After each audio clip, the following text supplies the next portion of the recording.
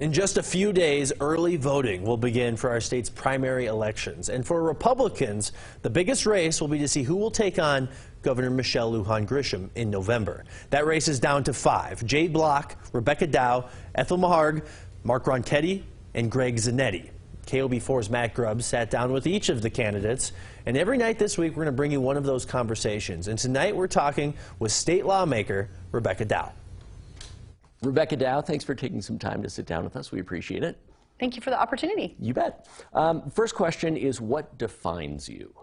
I would say that I'm defined as a mother, as a community advocate, as a job creator. I mean, those are the things that drive me, is improving the quality of life for the community I grew up in and the state I love. The recent special session, you were one of 13 Republicans to vote against the tax rebates. What didn't you like about that plan?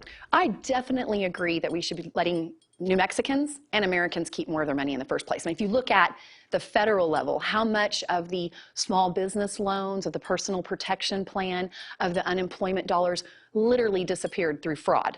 Billions and billions of dollars. We should just let Americans keep their money in the first place. But we've gotten to the point in New Mexico where we are incentivizing people to stay unemployed. And I really saw the issue of high oil and gas prices are being imposed on us by bad policies in New Mexico and at the federal level. $500 isn't going to fix that. You've talked about the National Guard and the border. Border security is a big issue in this primary. Should the National Guard be on the border? In what capacity, and how do you pay for it? The National Guard should be on the border. And I'm going off of what our border agents are asking for. And they have a plan for securing the border, and we should implement their plan. They are the experts. They're the frontline workers. They are the law enforcement officers who are dealing with this in real time. And so they are asking for help. Right now, I mean, the average border agent is paid over $100,000 plus benefits, and the majority of their time is being spent on care and comfort for people who are migrating illegally across the border. So that is giving the opportunity for the worst criminal elements to come across what they're calling gotaways. And these are the folks that are coming over in camo. They're wearing carpet shoes on their feet. They are not coming over and declaring asylum or refugee status. But our border agents are spending all their time dealing with those people who are coming across saying they're asylum seekers, they're refuge seekers, and they cannot deal with the criminal element. Are there parts of our country's history or New Mexico's history that shouldn't be taught or discussed in the classroom, do you think? Absolutely not. Okay. Accurate history should be taught. Accurate history should be taught.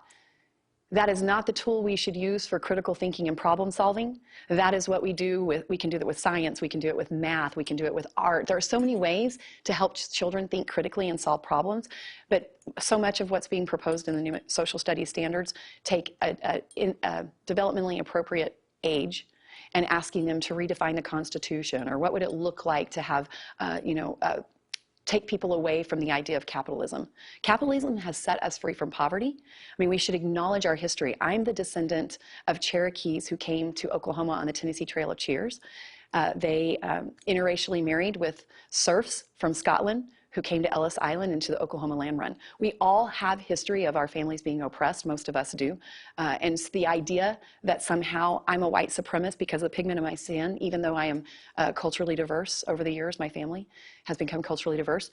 My great-grandfather was the first sheriff in Oklahoma when it was a territory. My grandfather left Tahlequah and became a chemical engineer and encouraged us to go to college. Should this be family history stuff, or should that sort of thing be discussed in the classroom? I think what we're saying is this is the American dream. Anybody, regardless of their circumstances, can achieve whatever they set their mind to in America if they're willing to work hard enough. And hard work pays off. And so the idea that we are automatically oppressed or oppressors today because of our skin or a gender, things we don't choose, that's the wrong way to take our children. You were one, well, every legislator voted for the Black Education Act in 2021. That contains instruction to create curriculum that talks about anti-racism or things like that. Is that different than what you've talked about in your campaign? Or? I actually think it's different than critical race theory. Okay. Giving children an equal opportunity to pursue the American dream and to overcome adversity. We make accommodations for children with special needs. In this particular act, as part of the Yazzie Martinez lawsuit, when they're saying that we need to make accommodations for children who are falling behind. And in the case of African American students in New Mexico, they are double digits behind their peers. And so this is adding social study, homework help and tutoring for them. And if there is discrimination, stopping it. The endorsement of former President Donald Trump, is that something you would like? I mean, I haven't really thought about it a lot. I am so proud of his policies. I mean, 2 years ago, we were energy independent. And even in a 34% Republican district, I won by 57 points because we talk about good policies. Border security, that's a great policy. Donald Trump was securing our border. Energy independence, that's a great policy. The Trade Act. Look at the criminal justice reform and the unemployment rate with minorities and people of color. There are so many things that I am proud of that I want to give my endorsement for his policies, and I want to mimic those in our state. Rebecca Dow, we could do this for an hour, but we only have a few minutes, so we appreciate your time. Thank you.